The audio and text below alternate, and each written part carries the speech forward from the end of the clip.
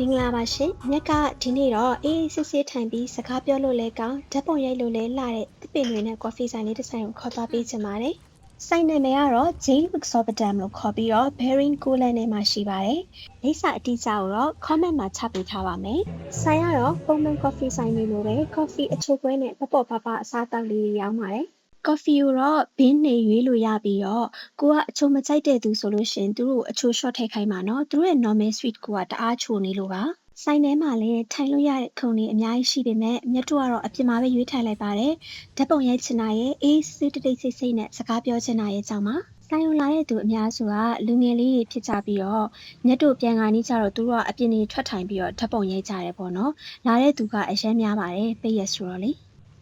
ဆိုင်အပြင်ခြံဝင်းထဲမှာတစ်ပင်တွေအများကြီးရှိရဖြစ်တဲ့အတွက်အသက်ရှူလို့လည်းကောင်းတယ်အောက်တိုးပေမဲ့ထိုင်ရတာမပူဘူးပေါ့နော်မြတ်တို့ကထမင်းစားပြီးကစားအချိန်နေ့လယ်ပိုင်းသွားတာဖြစ်တဲ့အတွက်အစားတောက်တော့မစားတော့ဘူးပေါ့နော်ညနဲ့ညမျိုးသားကတော့ ice americano နဲ့ yuzu americano မှာပြီးတော့တောက်ခဲ့တယ်အရသာကတော့မစိုးဘူးမြက်ရဲ့ yuzu americano ကတော့ normal sweet မှာနည်းနည်းတော့အချိုများတယ်ပေါ့နော်ပုံမှန်ဆိုလို့ရှိရင်တော့ဒီထက်ပိုပြီးအချိုရောတင်ပါတယ်